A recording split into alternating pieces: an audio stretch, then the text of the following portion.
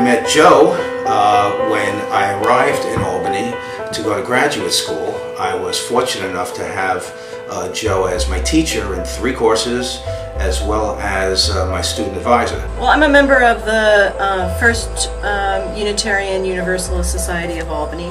You know, it was really clear that not only was it a welcoming congregation, but that, you know, one of the leaders of the gay rights movement, certainly in Albany and in New York, was Joe Norton. This wasn't just a plan that Joe woke up one day and said, you know, we're going to get from, you know, point A to point B. We're going to have this center that runs for 40 years.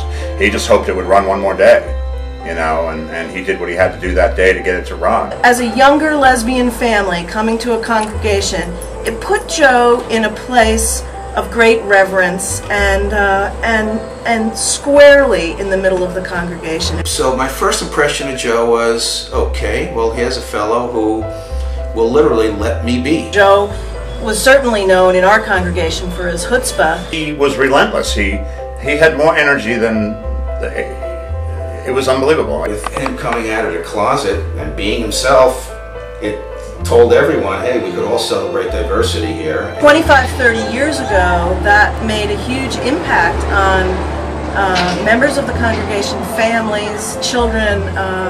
I have a friend who was taught by Joe Norton, and you know, that it made an impression on her that, you know, an out, very proud, a comfortable gay man was comfortable with being gay in a society that wasn't that comfortable. And it was very exciting for me, particularly when we first met and I was in my 20s, you know, just to be part of that. And I got somehow that it was something bigger than myself and bigger than Joe, but I didn't really get it. He cared immensely about his students and was always there. He was always available to help them. And he did it in such a way that he made sure to respect the rights of each individual to make their own path. You know, he sort of made the assumption that, like, will you be with me? You know, this is who I am, and, you know, you'll come along, congregation. You know, that's how I got to know Joe. It was a spiritual conversation about what we believe. The cool thing about our actual legal marriage was and I can't use the word that I want to use, but that was Joe's last kind of screw you to the man. He was non-judgmental as a teacher. He demonstrated great empathy. He was able to respect individual differences. He was able to understand the complex nature of relationships.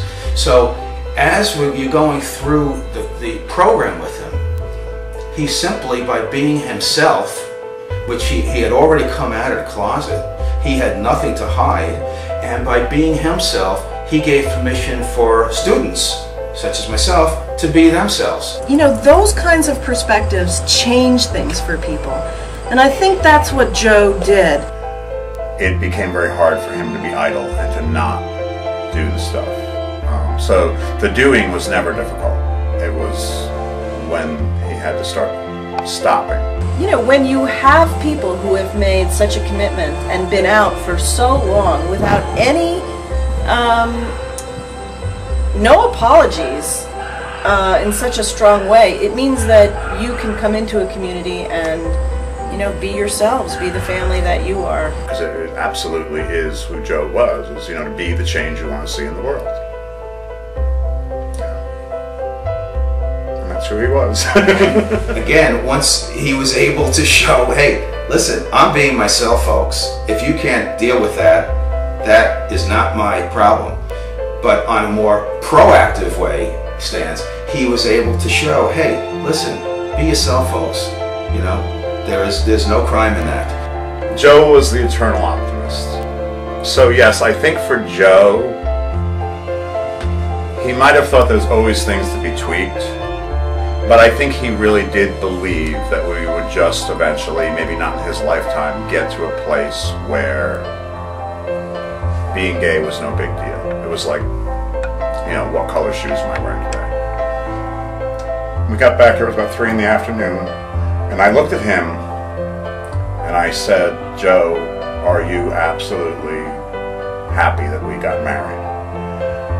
And his response to me was, "I have been fighting since 1970 for gay rights. And the fact that I get to leave this world legally married to the man I love made that fight worthwhile." Sorry.